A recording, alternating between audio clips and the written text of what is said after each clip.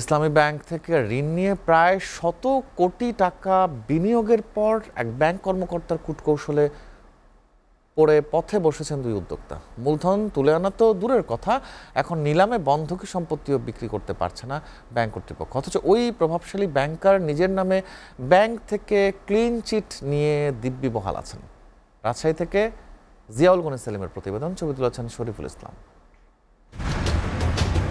S আলমের জমানায় ইসলামী bank লুটের ঘটনা সবার জানা, তবে বিনিয়োগের নামে উদ্যোক্তাদের ফাঁসিয়ে পথে বসানোর ঘটনাও কম নয়। ওই সময়ে ইসলামী ব্যাংক থেকে ঋণ নিয়ে কর্মকর্তাদের কুটচালে পড়ে অনেক শিল্পপতি এখন নিঃস্ব। রাজশাহীতে 2015 সালের দিকে moonlight health and hygiene private limited নামে একটি টিস্যু কারখানার উদ্বোধন করেন ইসলামী ব্যাংকের তৎকালীন চেয়ারম্যান আরস্তু খান।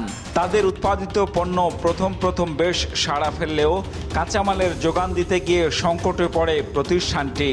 এমন পরিস্থিতিতে ব্যাংকের এক কর্মকর্তার কূটকৌশলে পড়ে আর এগোতে পারেনি, ফলে কারখানাটি বন্ধ করতে বাধ্য হয় কর্তৃপক্ষ। এতে বেকার হয়ে পড়েন প্রায় 2000 শ্রমিক কর্মচারী। সারভাইভ করার জন্য আমি নিজে ক্যাশ 30 লক্ষ টাকা আমার ব্যাংকে রেখে আমি তাকে বলেছিলাম যে স্যার আমাকে একটা এলসি দেন, আমি তাহলে এলসি দিলে কিছু র মেটেরিয়ালস যদি বিদেশ থেকে আমরা নিয়ে আসতে পারি তাহলে কিন্তু আর হয়তো বা আজকে এই অবস্থাটা হতো না। পাবনা সদরের জিক্রুল্লাহ ট্রেডিং নামে একটি মৎস্য আমদানিকারক প্রতিষ্ঠান মোটা অঙ্কের ঋণ তুলেছিল ইসলামী ব্যাংক থেকে।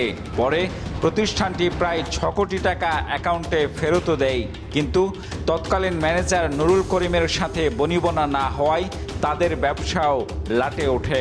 এখন জিক্রুল্লাহর কাছে ব্যাংকের পাওনা 10 কোটি টাকার উপরে। ওই জিক্রুল্লাহর যে ছেলেটা আসে মাঝে মাঝে দেখা সাক্ষাৎ করতেছে, কিন্তু এখনো কোনো কিছু হয় না, টাকা পয়সা দিচ্ছে না। ব্যবসাও নাই, ওই ব্যবসায় নেই, একদম মনে হলো যে কথাবার্তা মনে হলো নিঃস্ব। তো বিজনেস না দিলে পার্টি বোধহয় তাকে রাগ করে টাকাগুলো জমা হয়েছে, টাকা পার্টি তুলে চলে গেছে। কিন্তু এটা কিন্তু উচিত ছিল ওই অ্যাকাউন্টটাকে নোট ডল করে রাখার, যাতে করে পার্টি টাকাটা নিতে না পারে। তো সেটা না করে সে মনে করেন পার্টিকে বিজনেসও দেয়নি, তার অ্যাকাউন্টে যে তার যে মালগুলা বিক্রি হয়েছে টাকাটা নিতে হবে সেটা সে কাজটা সে করে না। শুধু তাই নয়, রাজশাহী শাখায় ম্যানেজার থাকাকালেও অনিয়মে জড়িয়েছেন নুরুল করিম। হজযাত্রীদের বিমান ভাড়ার আগাম জমা দেয়া 1,32 লাখ টাকা তুলে নেওয়ার সুযোগ করে দেন ইকো এভিয়েশন অ্যান্ড ট্যুরিজম নামে একটি এজেন্সিকে। পরে মন্ত্রণালয়ের চাপে পড়ে তড়িঘড়ি করে ব্যাংক কর্তৃপক্ষই ওই টাকা পরিশোধ করে। তবে এ ঘটনায় ফেঁসে গেছেন আগের ম্যানেজার আশরাফুল ইসলাম। যখন দেখছে উনি তো ফাঁসে যাবে, তখন তৎকালীন সে এমডির সাথে কীভাবে ল্যান্ড গার্ড করছে। তো তারপরে এটা সে চোখ সাজেস্ট করে আমাকে একটা চার্জশিট করে আমাকে একটা সাবসা। উনি ম্যানেজার এত এই 1 বছর 3 মাস ধরে ওখানে ম্যানেজার, অথচ তার কোনই নেই, তার কিছু নাই। এত কিছুর পরও রহস্যজনকভাবে পার পেয়ে গেছেন নুরুল করিম, বরং নিয়মিত পেয়েছেন পদোন্নতি। যদিও সব ক্ষেত্রে ঋণগ্রহীতা প্রতিষ্ঠানগুলোকেই দায়ী করে নুরুল করিম বলছেন, পাওনা টাকা ফেরত পেতে বন্ধকি সম্পত্তি নিলামে তোলার চেষ্টা চলছে।